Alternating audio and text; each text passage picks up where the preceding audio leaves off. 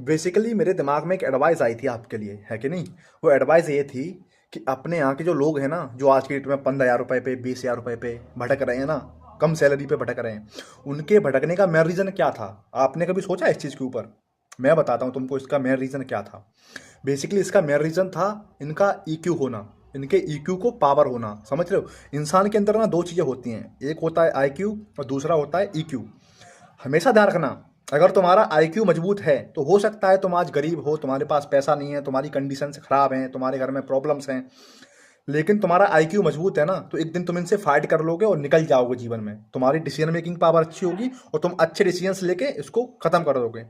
लेकिन अगर तुम्हारा इमोशनल इंटेलिजेंस बहुत ज़्यादा है, बेसिकली इमोशनल इंटेलिजेंस की एक कमजोरी होती है, इसकी आदत होती है कि इसको रिलैक्स चाहिए कहीं भी। समझ रहे हो? ये हमेशा रिलैक्स के चक्कर में रहता है, ये इमोशनली मतलब खत्म है इंसान। जिसके अंदर इमोशनल इंटेलिजेंस बहुत ज़्यादा होता है ना, वो इंसान बेसिकली अपन कह सकते हैं अंदर से खत्म इंसान है वो। समझ रहे हो? हमेशा ध्यान रखना, वे इंसान जिनके इमोशनल इंटेलिजेंस बहुत ज़्यादा होते हैं, समझ रहे हो, वो क्या करते हैं, वो जीवन में ना इमोशनली इंस्पायर होते हैं। समझ रहे हो? इमोशनली तरीके से इंस्पायर होंगे और फिर वो क्या करते हैं पता है?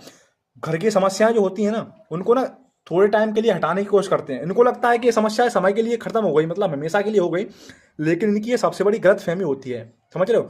बेसिकली ये समस्या को हटाने का काम नहीं कर रहे होते हैं।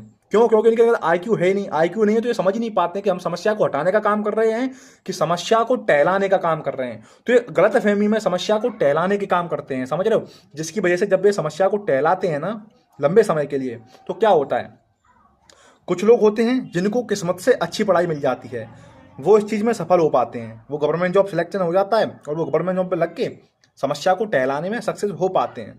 लेकिन कुछ लोग ऐसे होते हैं जिनके अंदर गवर्नमेंट जॉब के लिए पढ़ाई सही से नहीं मिल पाती है, हो सकता है उनकी पारिवारिक कंडीशन की वजह से, हो सकता है कोई दूसरी वजह से।